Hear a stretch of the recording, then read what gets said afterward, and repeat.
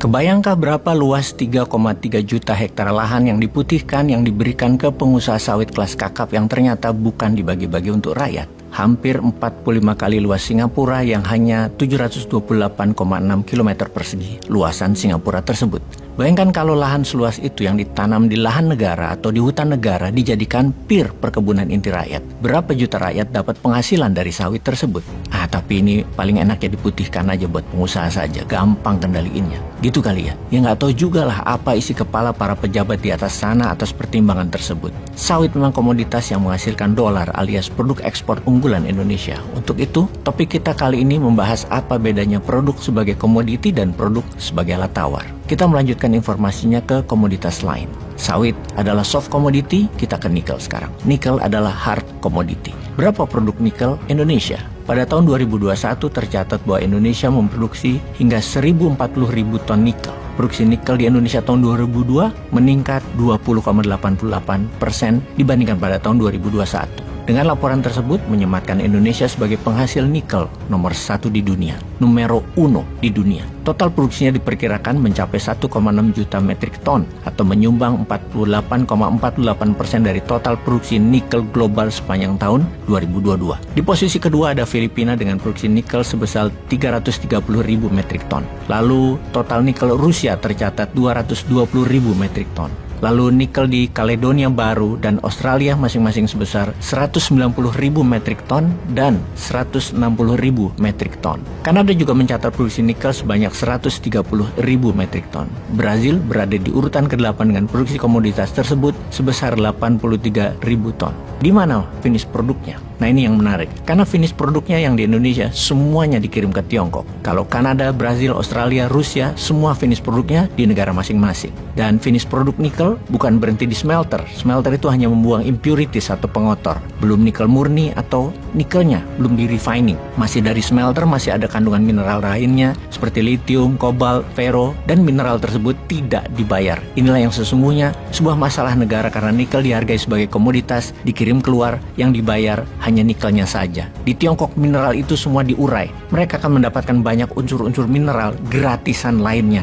Tapi ya sudah kadung ya. Kadung rakyat dinarasikan bahwa kita hebat pengekspor nikel nomor 1 di dunia. Walau yang mengeduk tambangnya asing, yang memproses nikelnya asing, dibayar mineral yang paling murah. Kita hanya dapat pajak saja. Capex, capital expenditure-nya, modal usaha, dan sales milik negara lain. Kita ke koper atau tembaga yang namanya Freeport yang sudah puluhan tahun diakui sebagai tambang tembaga padahal ada uranium, emas, dan platinumnya di sana. Kita nggak dapat apa-apa sampai sekarang. Tapi ada berita baik. Rencananya akan ada pabrik pemurnian emas di Gresik. Nah ini kemajuan namanya. Pabrik pemurnian koper untuk mengekstrak emas, platinum, dan lain sebagainya. Katanya akan memproduksi 52 ton emas setahunnya atau senilai 52 triliun rupiah. Kita harus mulai bangga atas hal ini walau nilai penjualannya nggak ada apa-apanya dibandingkan pabrik rokok penjualan komoditi emas tersebut. Lalu solusinya bagaimana yang terbaik untuk pemanfaatan emas tersebut? Untuk itu kita menyaksikan video berikut ini. They don't have borders in Europe. But when it comes to us, they say, no, you must have borders. Why? The division of of Africa is what makes them thrive. They thrive on the division of the African continent. Can you imagine the minerals of DRC combined with the minerals of South Africa and with a new currency based on the minerals? What we can do to the dollar if we become a United States of Africa with our minerals alone? We can collapse the dollar. We can collapse the strong pound that is based on gold, yet they don't have a gold mine.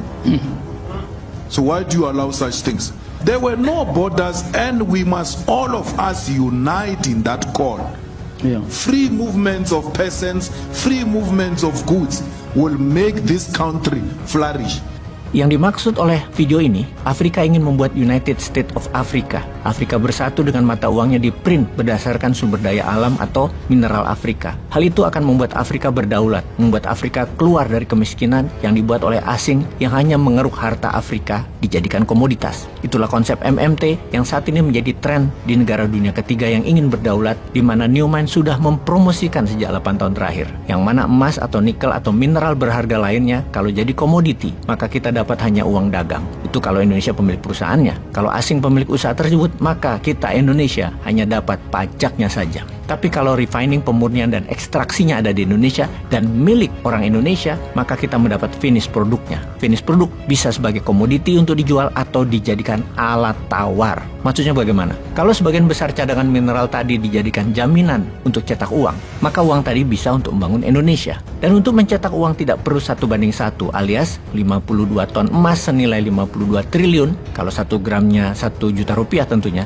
maka cetak uangnya tidak perlu hanya 52 triliun, bisa 4 atau 5 kali lipat jaminan tersebut karena dalam 10 tahun ke depan nilai emas tadi akan sama dengan uang yang dicetak. Jadi kita bisa cetak 250 triliun rupiah dengan underlaying emas 52 ton dari pabrik pemurnian di Gresik tersebut. Jaminan printing money tadi diproduksi untuk printing money UKM memproduksi barang yang diutamakan adalah barang untuk ekspor, juga untuk nikel. Kalau masih dalam proses pemurnian, kita bisa jadikan jaminan cetak rupiah. Toh sebentar lagi ada wujud nikel murninya. Tentunya kita harus buat pabrik pemurnian yang tidak boleh dikirim ke Tiongkok lagi nikelnya. Finish produknya untuk Indonesia dan berada di Indonesia. Indonesia memiliki banyak mineral penting lainnya seperti bauksit untuk alumina atau aluminium, timah, perak, dan lain sebagainya yang sebagian besar untuk alat tawar dijadikan jaminan cetak rupiah untuk proyek produksi dalam negeri. Maka multiplikasi ekonomi jadi tumbuh. Itulah yang dimaksud bahwa komoditas Indonesia tidak jadi alat dagang semua, tapi sebagian besar jadi alat tawar.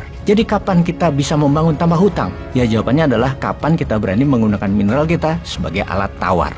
Wis ngimpi mana iki? Peace.